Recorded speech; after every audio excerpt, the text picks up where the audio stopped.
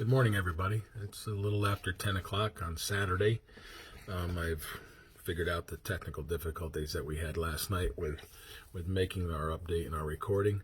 So we'll get right into it. I do have a lot, some vaccine information, some location information. So we'll go from there. Confirmed cases, 13,642.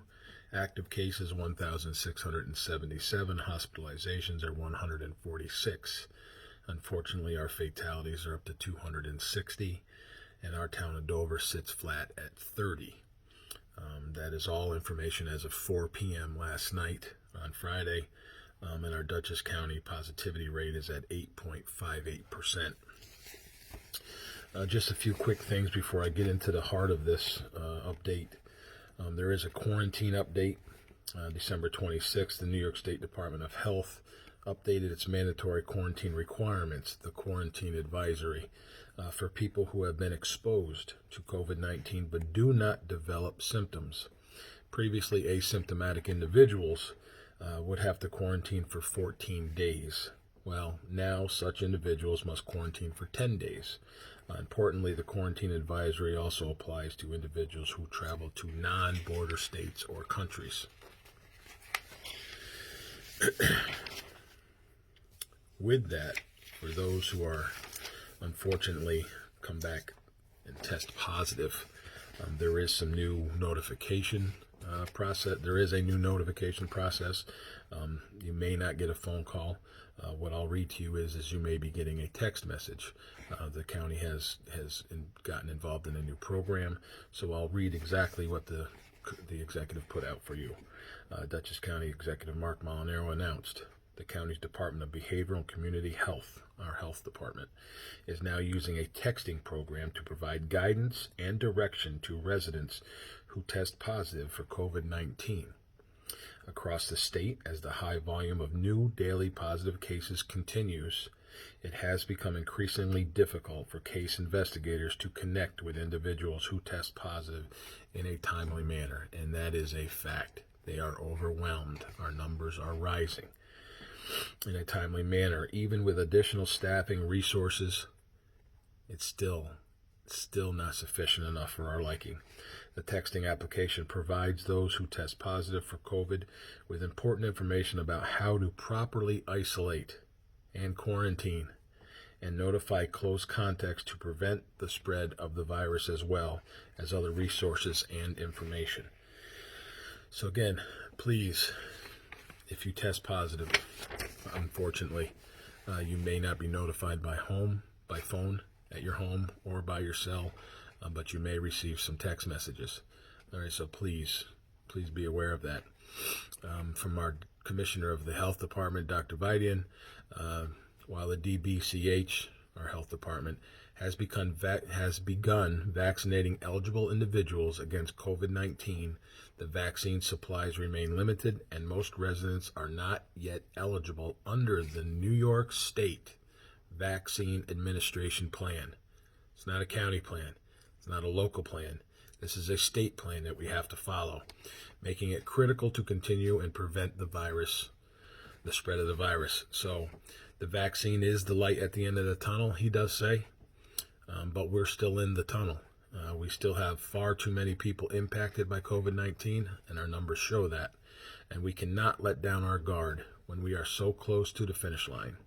If you test positive, isolate, quarantine, notify your contacts, and please stay home. Please stay home. With that, I was notified about a business locally. We have met our obligation by contacting that business and giving them the information that we have. Through contact tracing, they found out additional information that there was a gathering around New Year's Eve.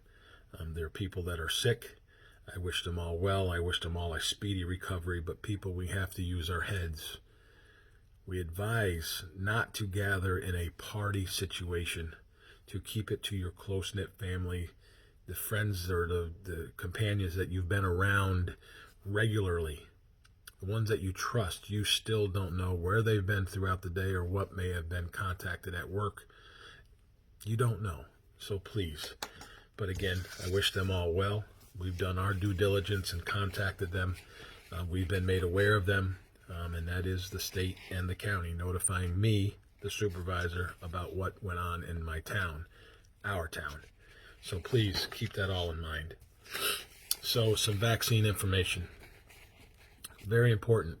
Phases. People are selected within the phase. I will get through this as quick as I can for all of you.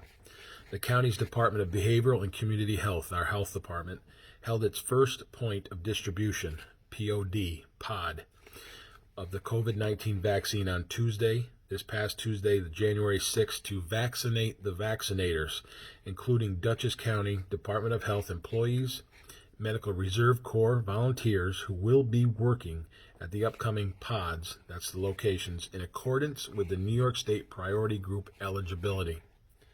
Next week, as vaccine is received from New York State, Dutchess County Department of Health will begin operating 2 pod locations, one in western Dutchess County and one in eastern Dutchess County, to vaccinate those currently eligible under the New York State guidelines. Dates, times, and locations will be announced very soon.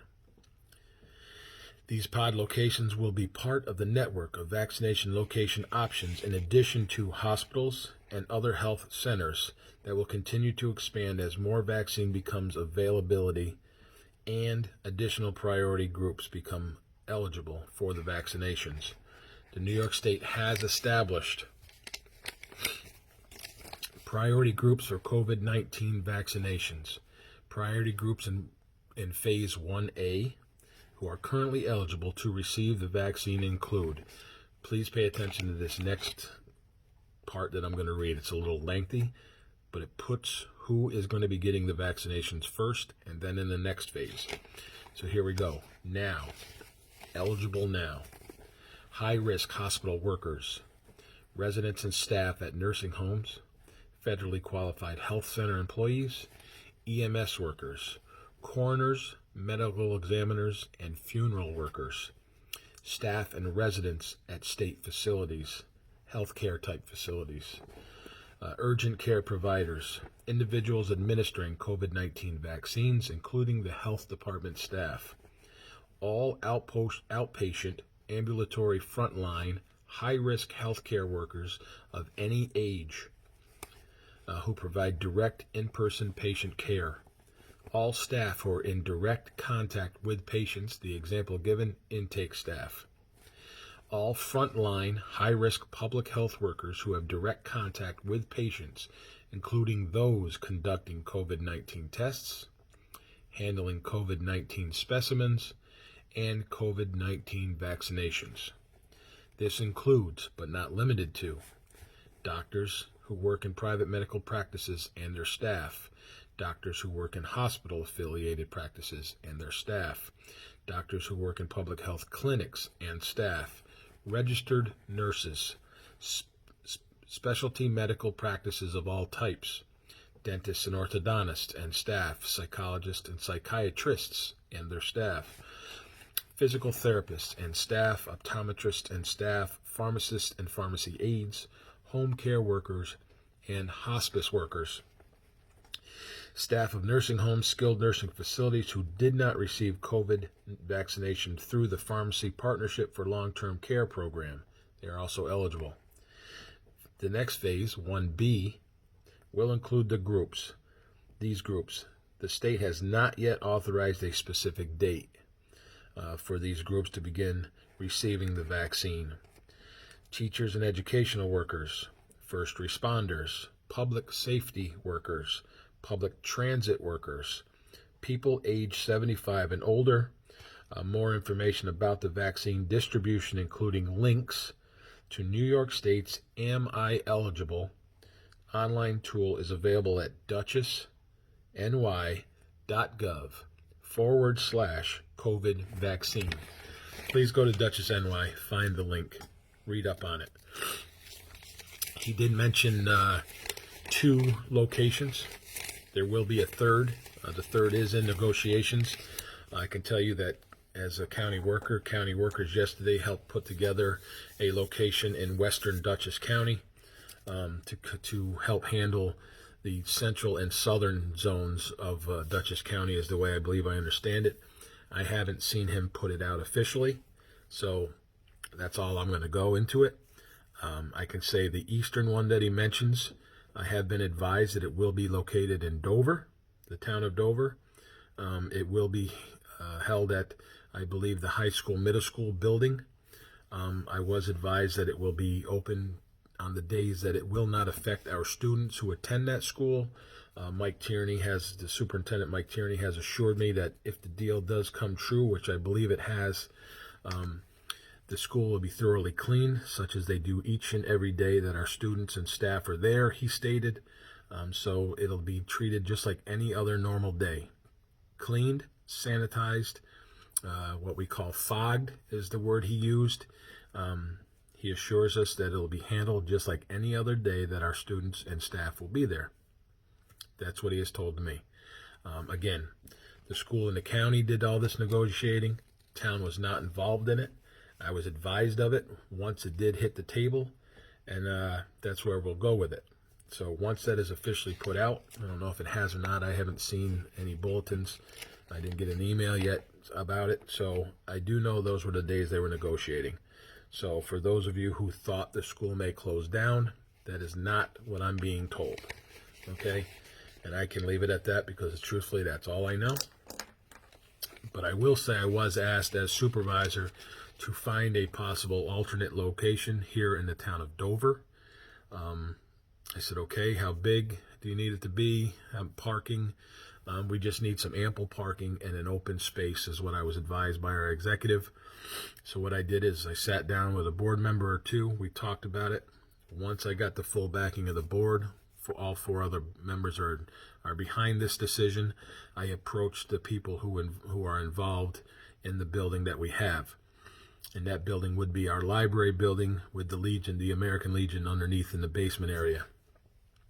I approached the commander for the American Legion. I explained to him the situation, what I was asked to do. He is 100%, along with his members, he assured me, are 100% behind this. I then approached the library staff, the new director, and the library board. I met with them Wednesday night.